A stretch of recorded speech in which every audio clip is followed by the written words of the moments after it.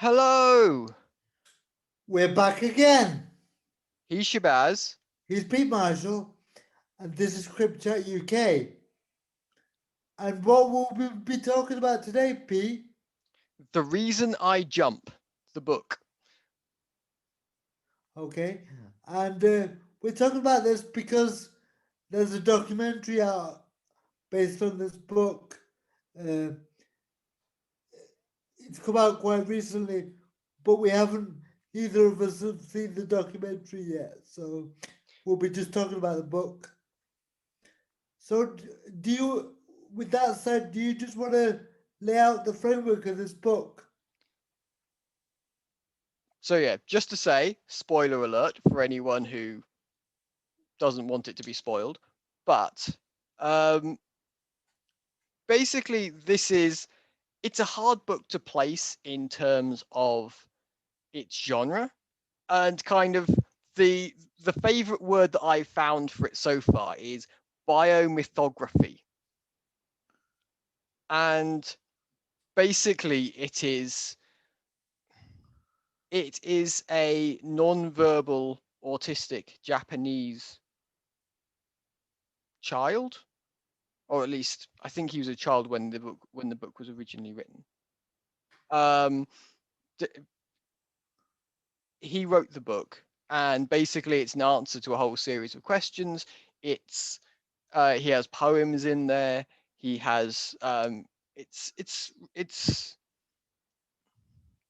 I mean, I suppose you could say um,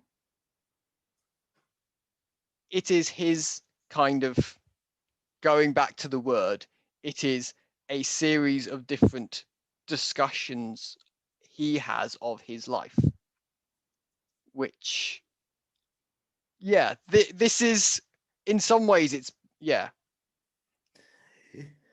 Yeah, to me, it was a fascinating book. But what about my first question that I wanted to ask?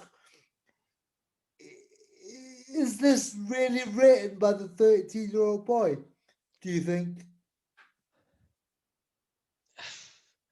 Um, it reads as authentic. Okay.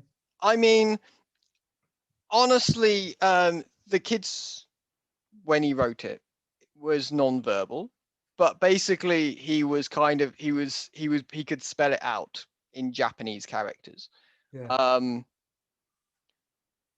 and actually, like, there's an entire section where he talks about the magic of letters and the magic and that.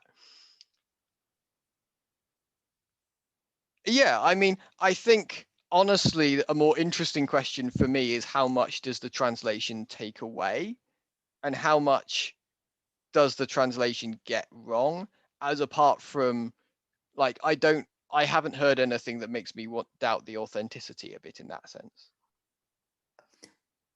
I, I, I just wanted to lay that out as my first thing to I kind mean, of. to be fair, it's one of the first books that's been written this way. Yeah. So, like, yeah, And before you were talking about a framework in which to read the book. yeah. What did you mean by that? I mean, You mentioned it to me earlier before we started recording. yes. And honestly, I realized that that most people will have never heard the word biomythography. And yeah, basically the word comes from an author called Audre Lorde, who, and basically it comes from this entire idea that if you don't find a scientific narrative empowering, which honestly, like, many people don't, and if you don't come from a group who, like, have massive amounts of literature and, like, there's already some fairly positive ideas in the language to characterize them, then that kind of leaves you fairly limited in terms of telling your story in a way that you like. And I mean, and that's part of this entire thing, that in the end it's not just about giving a, like, biographical, this is what I had for breakfast, this is what I did in the morning, this is what I had for lunch. this is what I did in the afternoon. So so it is, but it's not meant to be anything other than autobiographical. So it's not meant to be anything other than about your life. But it also talks to the external elements of that, and it also talks to the kind of divisions and to the impact that the external world has. And that's kind of, and this is kind of where it gets the kind of biomythography from. Bio comes from biography. Mythography um, comes from this entire notion of it's both true and non-literal. So, for example, there's a whole bunch of kind of parables in the book. And honestly, each of them is kind of beautiful and each of them is exquisitely done. But they're poems. Like in that sense, like like, it has, they're definitely not things that actually happen literally. So, and yeah, it's a fairly small genre in many ways. Yeah. And the version that I had at least had a short story at the end Mm. called "I'm Right Here," and I thought that was really powerful as well. But before we go into that, I just wanted to make sure that the book I had is the same one compared to the one that you had. I'm sure it is. Like, I think So there's only one English translation. okay, that's all right then, because I didn't when I started reading it, and I didn't know what to expect or anything. So I was like, "Oh, this is interesting," and only through knowing you through doing this have I started to get a further understanding of autism, Yeah. and I feel that this book has further enhanced that. But to that end, I had a series of questions I wanted to ask you, if you didn't mind, Okay. in relation to this book.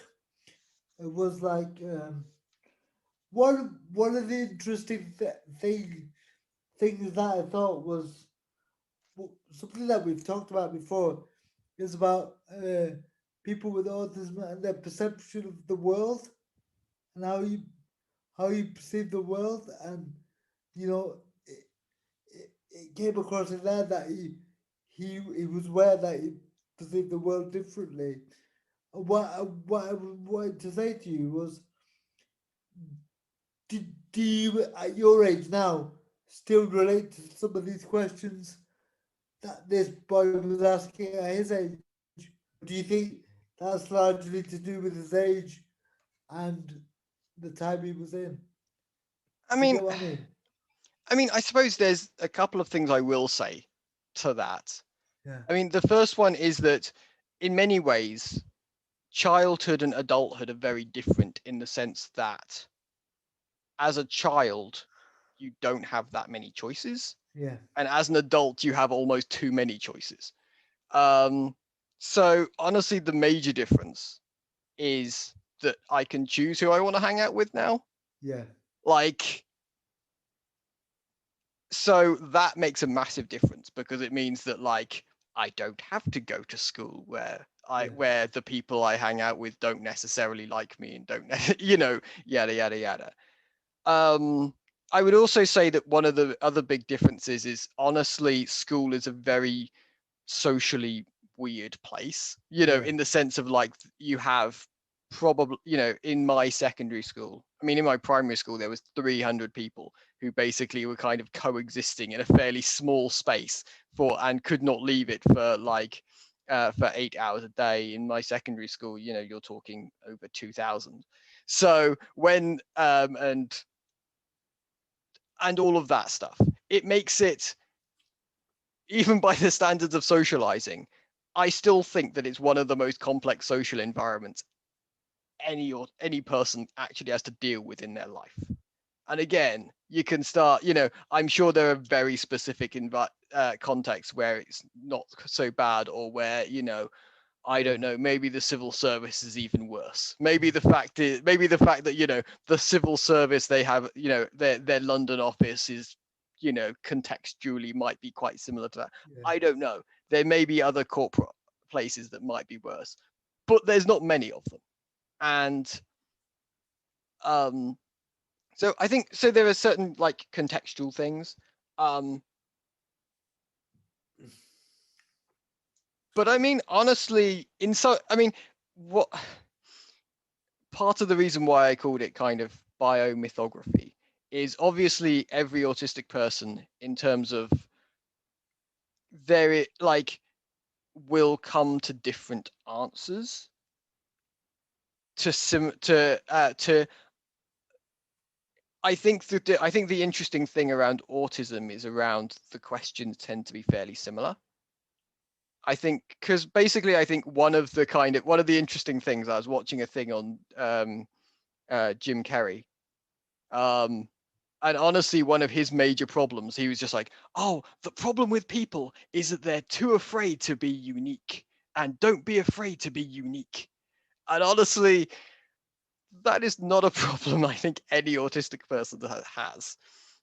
You know, honestly, the problem that most autistic people have is in terms of, like, a how, when I want to blend in, do I have that option? And B, if I, how do I control how that uniqueness is perceived? And those are, and again, in some ways that's a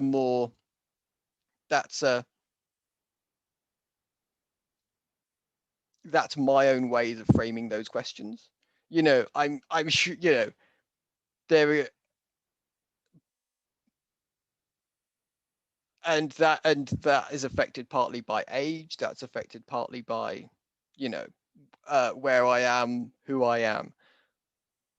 But yeah, he far more asked the question of like how, of like, I think especially of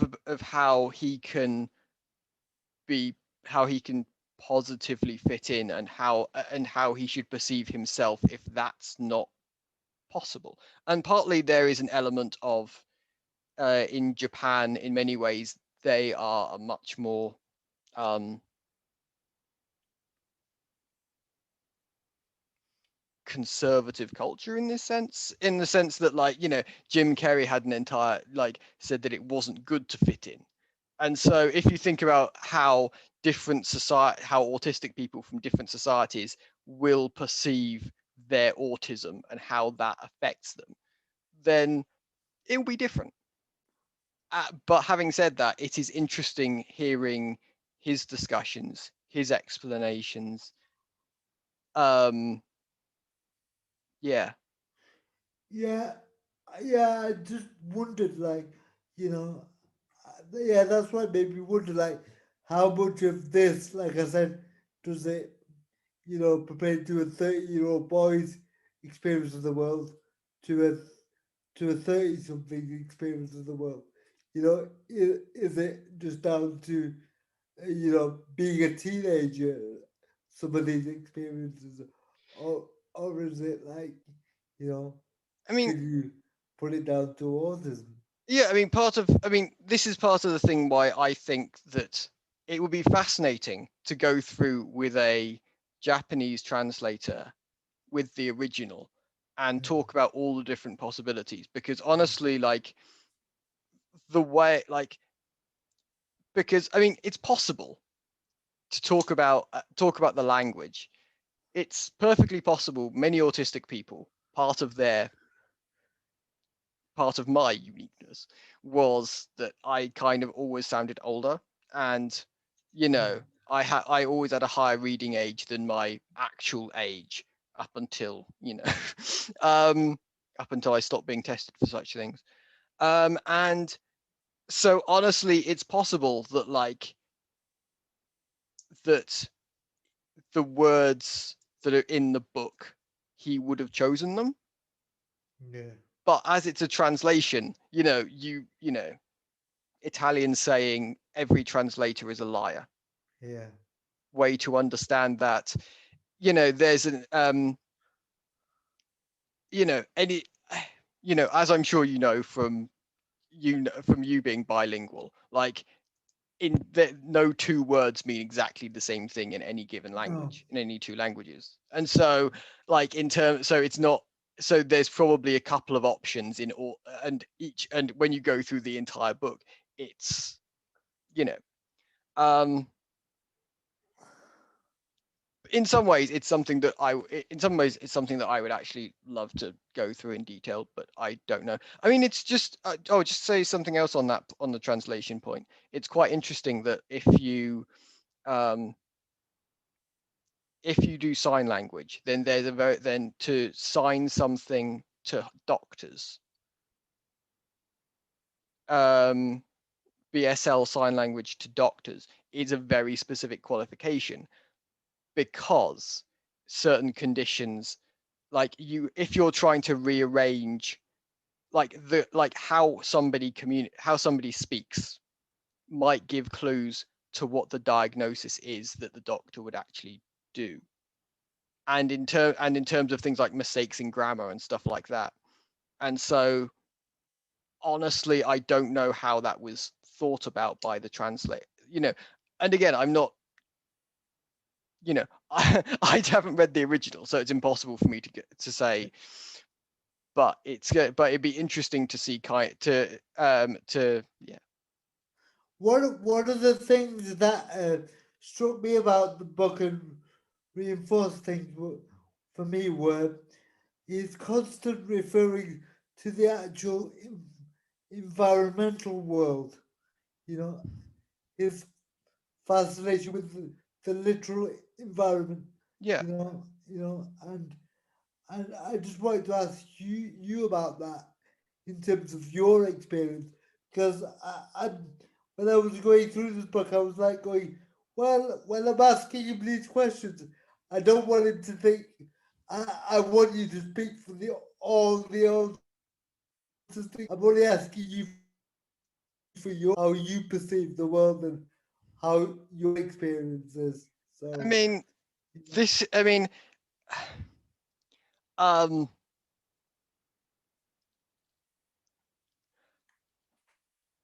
there's probably, I mean, in terms of literalism, um, I will go for a kind of, there's kind of two different, I think there's two interesting discussions. And in some ways, yeah. Um, go I on, be think, honest. I think that it's one of the more fascinating things about autistic artists Yeah. is, they're one of the Steve Stephen Wiltshire. One second. I'll make Wiltshire's definitely the second name. Ladies and gentlemen, we are now in the process of Googling. Yes, yes, Stephen Wiltshire. Yep, I was right. Yeah. And basically, he's fascinating in two senses in this.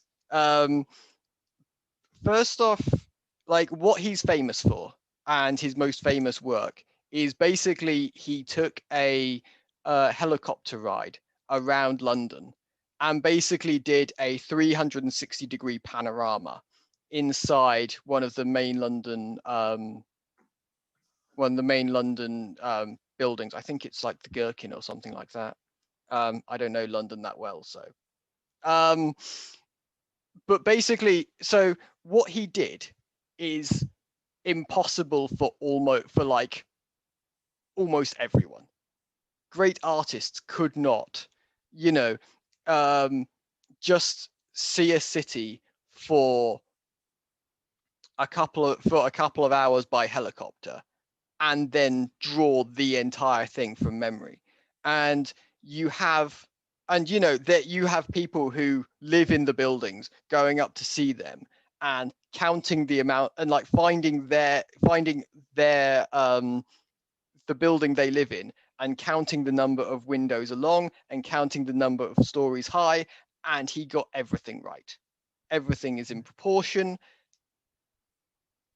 So on the one hand, that degree of literalism is almost impossible for, you know, and so on the one hand, that is, but on the other hand, like, it's worth pointing out that he, as an artist, can actually come up with things from his imagination. Like, actually, like he does have an imaginative flair. So I think it's possible to both under and overstate this. There's a fascinating thing in my mind. I think to some degree, especially with the reason I jump, part of the reason why I put it into the realms of biomythography is that I think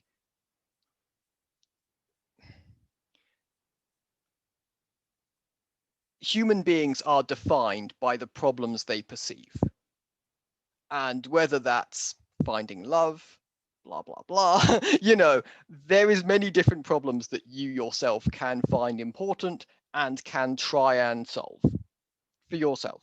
And that defines the skill set you have, and the skill set you have defines what things are important about your environment. Now, if you're autistic, then the problems you have are dealing with people, and people are just constantly there.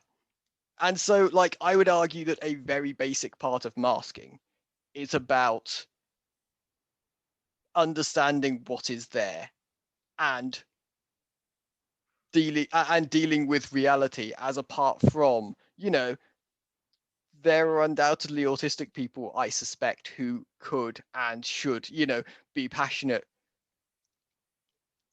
As a child, as a child, like, I was actually very good at math. I really liked the topic. But a combination of things,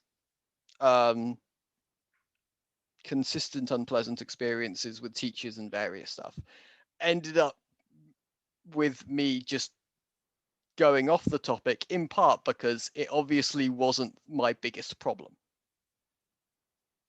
And so that ended up meaning that actually, like, there is an element of training in all this. Like, it's not just that is the way autistic people want to be. It is an element in this of, if autistic people are not like this, then they will get kicked in the teeth. And if you, as an autistic person, do not want to get kicked in the teeth, then you will learn to find those your problems. And so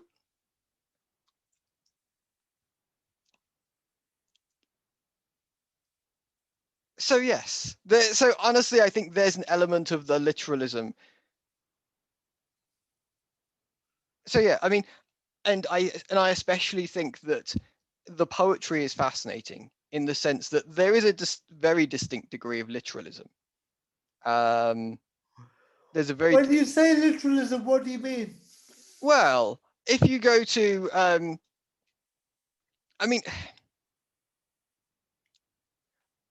I mean literally, like, Okay. it, literalism, when people say that autists, there's a whole series of different ideas around autistic people not having theory of mind. Yeah.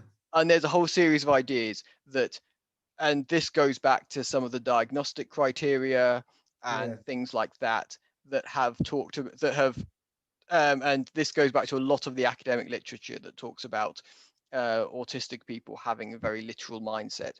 Yeah. And in some ways, I think that's overstated. As I've stated, I think that many autistic people do have very vivid imaginations. I think that that Naoki's poetry is beautiful, Yeah. and honestly, obviously, like, it has talking animals in it. Yeah. Just saying, like, it's like, it cannot be literally true. Um, So so are it's you possible to kind of overstate it. suggesting are you kind of suggesting that when I'm asking you about the actual environmental world, I'm taking the writing too literally. Is I that what mean, you're suggesting? yes. Okay. Well, I think that you're not that there isn't that part of the reason why I called it biomythography is that the myths of a person or a society are created because that helps them see the world in a way that like solves their problems. Yeah. You Okay. know, um, so for example, when Audre Lorde with her book, she was a black lesbian, Okay. and and there was a whole series of discussions she had around. There's a whole series of um, there was a whole series of elements of her book that were both literal and non-literal Okay. in ways in ways that made her more able and more prepared to deal with racism, and in ways that made her safer, either feeling safer or actually safer. You know, so I think so in that the root of the reason why I call it biomythography is because is because that there is precedent in human language for humans using kind of literal and non-literal elements in um as pointers to certain as pointers to their mindset, shall we say. And I think that's the correct reading of this in some ways is that. So there is both a literal, what I'm saying is there is both a literal and non-literal reading of the book. And I think in some Okay. ways the literal reading is the one that especially people who've read academic literature and you know is what they will immediately go to. I think there is an interesting non-literal reading of the book that is worth thinking about as well. Yeah.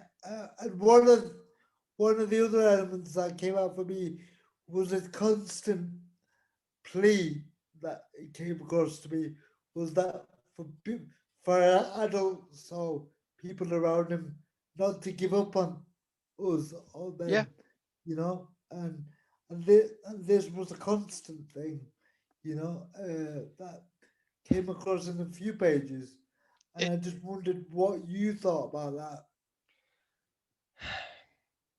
I mean,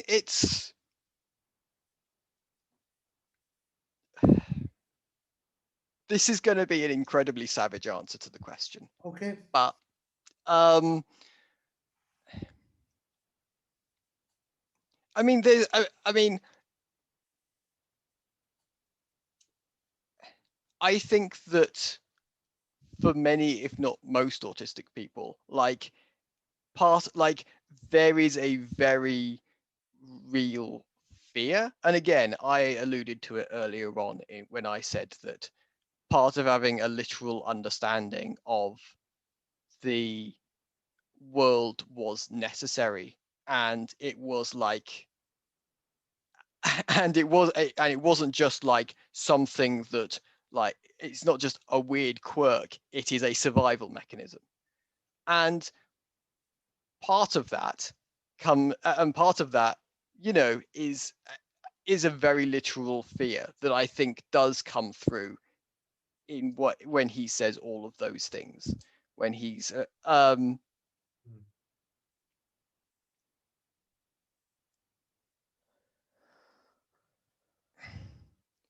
and I think and there's an element of this, and I suppose it's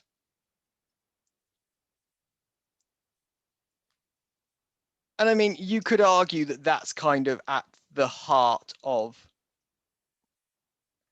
many of the problems that kind of spur on the book, that is the reason for it existing. um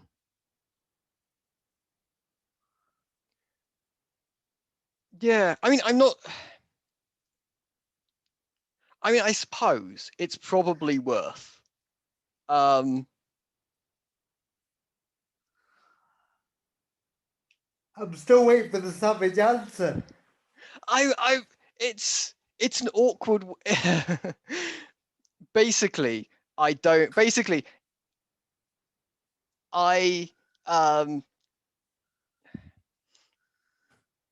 Come on, the generally audience is a bit say, Peter, spit it out. Don't be afraid.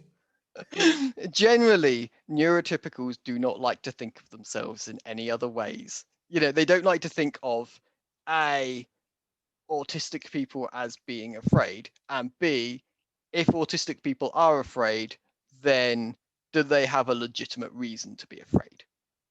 Now, I would argue. Now, again, there's now from my personal experience, like honestly, like bullying is a very common experience in autism. Mate crime is a very common experience in autism. What's make crime? It's basically bullying, but when it actually like crosses a line into a crime. So Okay. it very commonly includes things like fraud, assault, um, when So somebody. when people befriend you, then and then to like take advantage of you, I mean, or people in general. this is its own complicated thing because, um, in terms of, but yes, is the short answer to it, and it Okay. especially often comes along with because autistic people who are the victims of this are very often don't have many friends or any friends, then Yeah. it's a very awkward one that if your only friend, if your only friend very often asks you for cash and you give him it, and over the years it crosses the line into like 100 grand and your entire life savings, Yeah. you know to the autistic person there's a question there of is this friendship worth 100 grand? Yeah. And to get and honest, so there's that so honestly, like, I think even if you look at the statistics, it's very easy to argue. I think that there's an entire element of where it gets savage is when you get into things like a the Japanese history of eugenics, which honestly is not that is not that doesn't go back that far. It goes back to like the 1970s and 80s. Um, it's also worth pointing out that that infanticide is a lot more common amongst autistic people, and when you're talking about authority figures and people like that doing the bullying and actual physical harm and things like that. Again, these are things that. So honestly, I think again there is both a literal and an emotional element to his pleas that like in some ways he I in some ways that's how he feels, and it's also what the world is like if you're autistic. So again, not all autistic people, yada yada yada. Yeah. Yeah. You keep, but you say it's savage, but it's important for you to be as savage and as honest as possible for the people listening, so they can get a true understanding of I mean, what life is like. You know. I'll be honest with you. One of the most bizarre elements of being an autistic activist, Yeah. um, is honestly just how often it is that just how easy it is to find stories of autistic people who have got killed by their parents. Yeah. And honestly, the UK is not the worst for this, but honestly, I would say in terms of, again, I don't want to be too hyperbolic here, but I think that it is one of those topics that that is very rarely actually that is very rarely discussed compared to the actual like it's compared to actually like its commonness and its kind the kind of savagery of the entire thing. And it's yeah, it's on a, you know, one of the more amazing things about it. And again, we can wander away from this topic after this, but is just how willing the academics are to just take what the parents say about why they killed their children at face value and go, okay, well, the parents said this is what was best for the child, so I did it. And then they go, okay, and then they use that as a recognizable explanation. And it's just like, well, what we're talking about here is murder. I mean, that is considered to be a viable answer to the question, what is best for the child. I'm not entirely sure how this is, you know, but anyway, Yeah. there's Well, not that many academics, to be fair. So honestly, like, now, now, now, in reflecting on this book as I'm listening to you now, it's quite a sad book, really. When you think about it, but when I was reading it, it didn't actually feel that sad. But one of the other sad elements that came across to me, and I'm sure you mentioned it a few times, was the fact that he felt like him being autistic was kind of like him being in solitary confinement, hmm, and that was also an interesting element for me. Is that something that rings true in your experience of I it? mean, it's an interesting kind of, um, again, this is part of the kind of biomythographical element of it. Yeah, That it's an interesting, generally, when, um,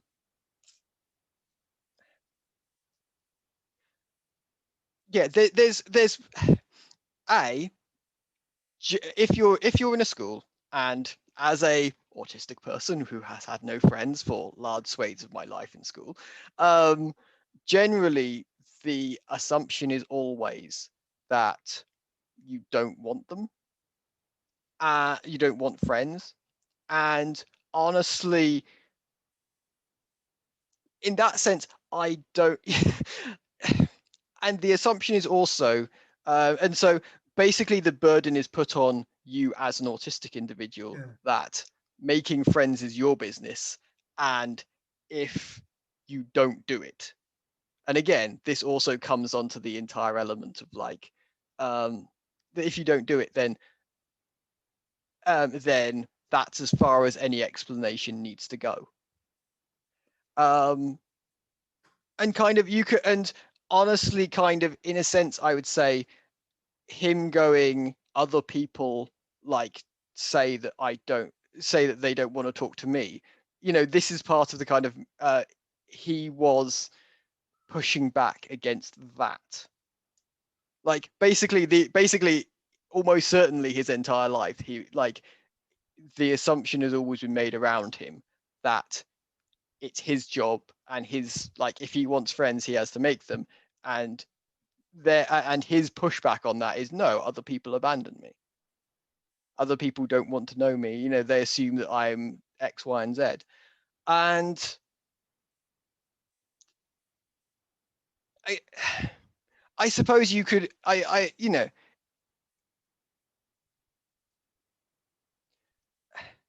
suppose one of the things around masking, um is a fair, it is a response to an attitude that if you can't do X, Y, and Z, no one's going to help you.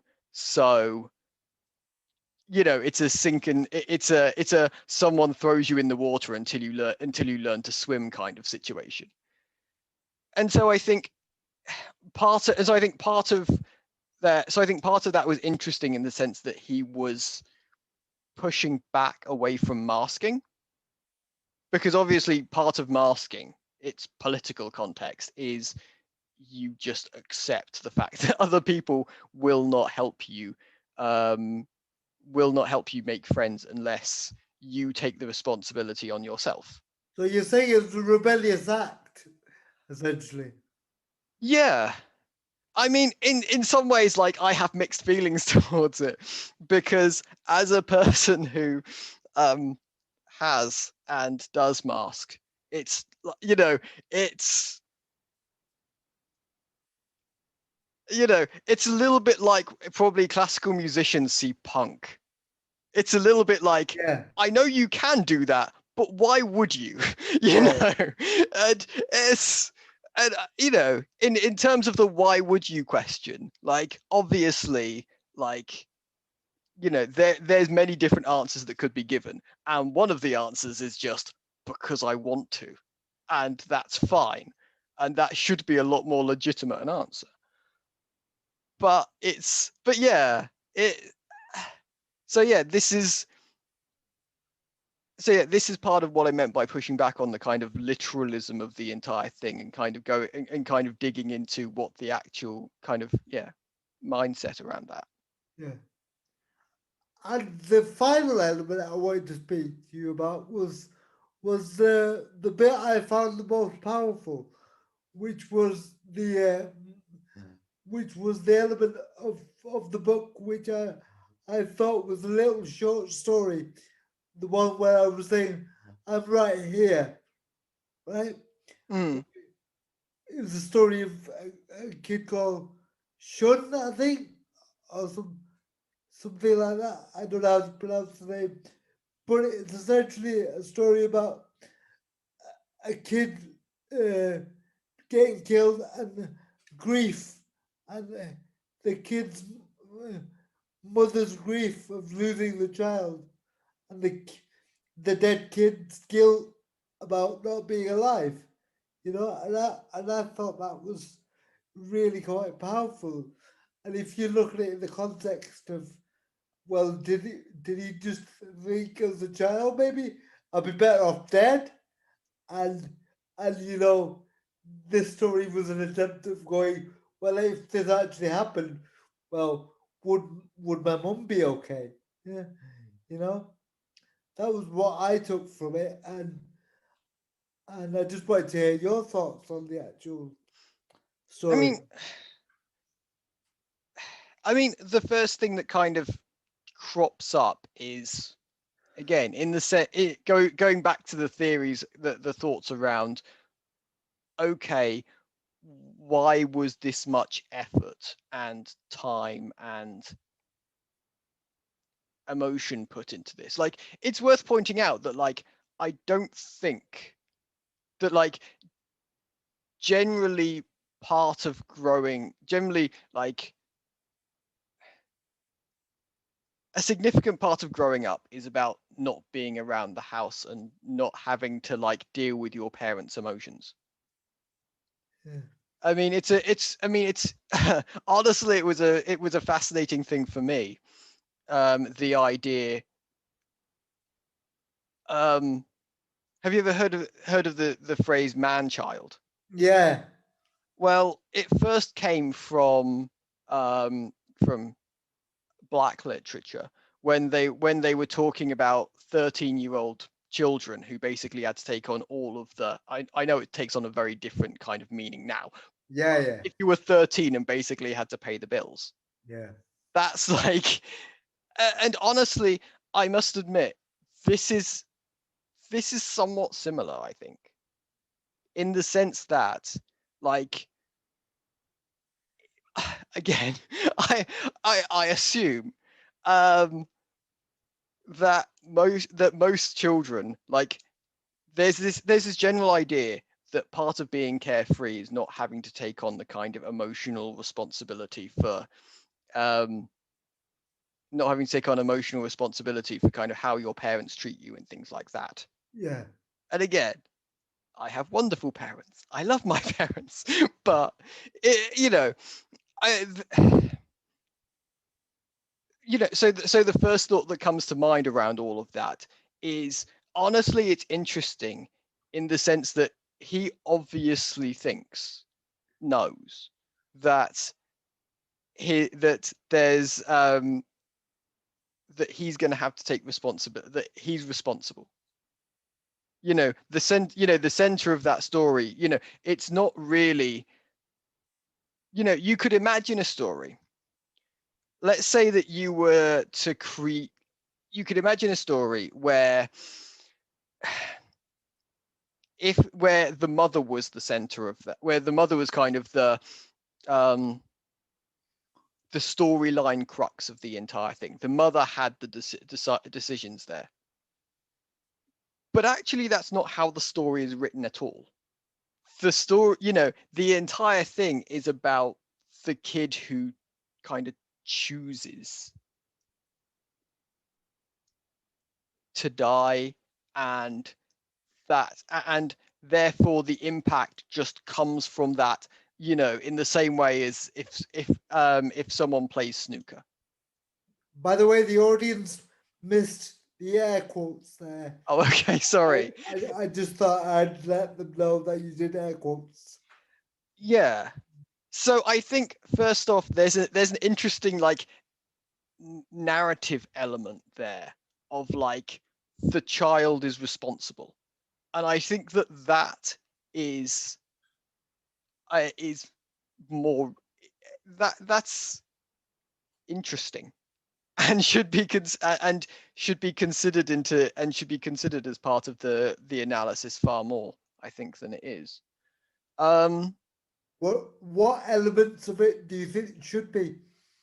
I mean, I suppose the other point is the discussion around autism, uh, and the metaphor around it as death.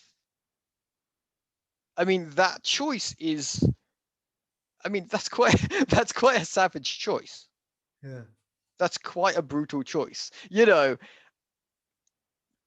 in a sense, both because it is there's this notion in all of that about um around emotionality. There's a notion around that of kind of there's the of kind of body shock and body change. So,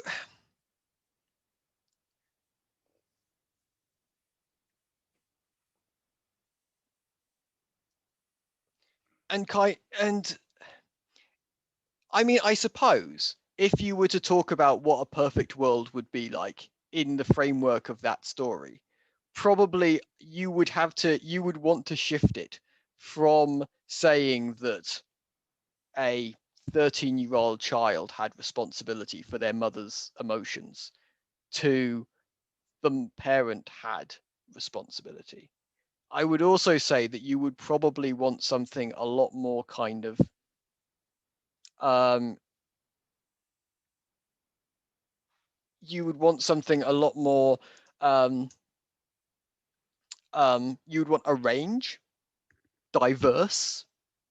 You'd want a diverse range of different results, choices, and impacts, presumably. And honestly, it's kind of fascinating that in the story that he chooses to write, you get neither of these. Um, yeah. Yeah. Yeah. One of the things that really came out in the book for me was uh, that I really felt bad for the kid about was around the idea of guilt. You know, Mm. there seems to be a real emphasis on guilt for this particular child, and that was one of the emotions that really connected with me. It's like any child feeling guilty is bad, but especially a 13-year-old boy with with autism and you know uh, having to do all the having to deal with all these complex things and just getting used to having autism or stuff like that, and then having all these other layers on top of it. So I just really did have sympathy. I just felt for the person. I was just like, God, I hope they can find a way to get through to kind of get through this, to kind of come out the other side, because I know as disabled people, nobody wants sympathy or anything like that, I don't think. But you do need to empathize. What I'm trying to say, I suppose in a long-winded way, is I empathized with the boy, and I felt his pain. I Is mean, what I'm saying. I mean, again, it's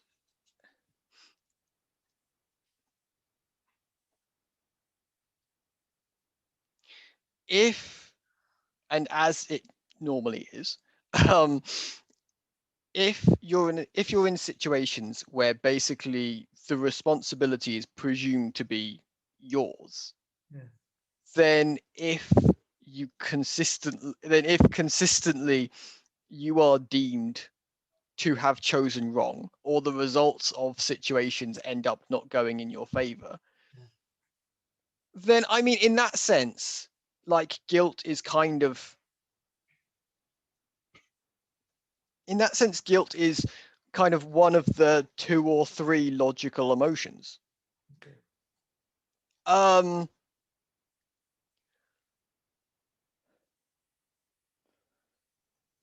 so yeah, I mean, I think this is yeah,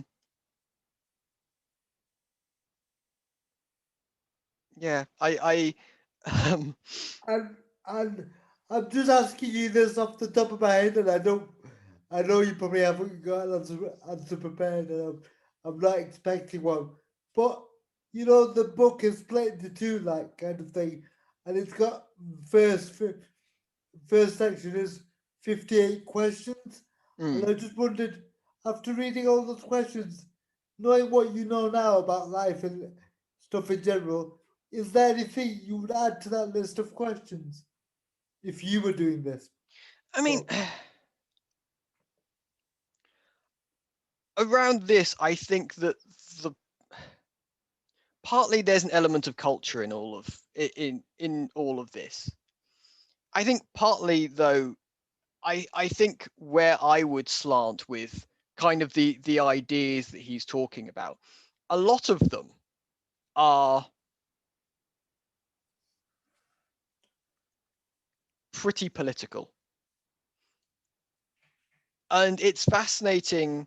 And this is part of the reason why I kind of called the book biomythography, because honestly, like, I would say that almost none of the book like was about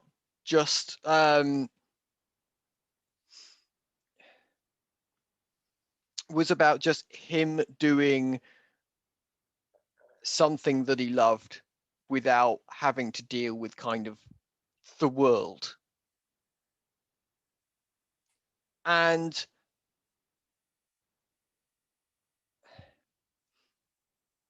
in that sense, like, it's a complicated argument, because I'm sure that there are some people who would talk about, like, well, it's not hard politics because he's not talking about which party to vote for. And that's fair. But equally, like, almost all of it's talking about culture, cultural decisions, financial decisions, rules, guidelines, regulations, psychologists, choices about what power structures do in the family, you know. So I think, and so in some, like, I'm kind of two minds about whether. So in terms of all of that, I'm of I'm kind of two minds about how to go into about. On the one hand, I think that doing what he's doing, myth making, is less likely to antagonize various groups who don't like your answers, because you can go, well, that's just exactly what it feels like to be me. But in another sense, it's kind of worth pointing out that, like,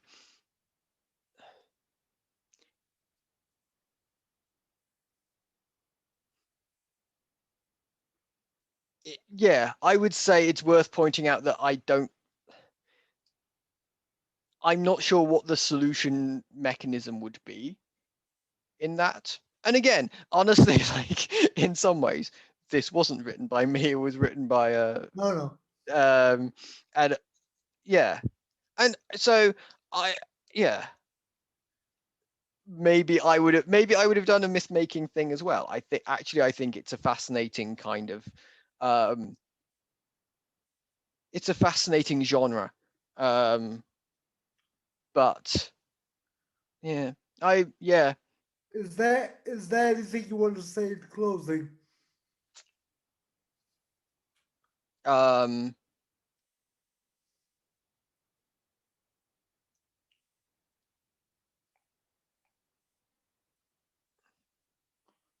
on this, not really. Is there anything you want to say on something else? I kind of feel obliged, as we're on the topic, to talk about to rant about the entire Sia thing,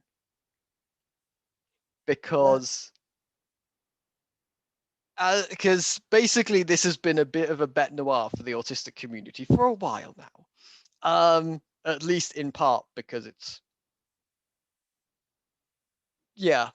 Basically, we've been saying for a while now that this would end up being bad, and it has now won a Golden Globe, which yikes! Like I have no idea what the golden like. I don't know why they've chosen this one. Maybe has it just been nominated or has it won? nominated. To be fair, Yeah. There's a I clear mean distinction there. there is kind of a distinction. I mean, you can still put up on your posters that this is a Golden Globe nominated film. Yeah. So in that sense, it's so yes. Fuck the Golden Globes. I suppose is that. It's also worth pointing out that Sia has ended up changing some of the sections of the film about restraint and things like that, because apparently in all of her years worth of research on autism, she did not come across that much stuff on how restraint is bad. Um, and now she's come up with a film that reinforces some bad ideas around autism. And yeah, this is basically why we were like, yeah, you had a film on autism, and it had no and you didn't have autistic people involved in it. Well, that sounds like a terrible idea. And then she was like, no, you can trust me, this is fine. I care about the issue, I'm doing what I can, it's going to be fine, you're going to love it. And then A, we were right, and B, apparently, as long as we mean the Golden Globe nominating committee, apparently she at least managed to get that much done. Ugh, fuck the entire situation. Is that all you want to say? Or is there more? Uh, No, say what you like. I'm done. I'm done. Don't let me force you to censor yourself. Are we I'm done? done. Yeah. Okay. I think that's good night from us. Right. Um. Or is it? Yeah. That's good night from us. Good See ya. night. Bye bye. Bye.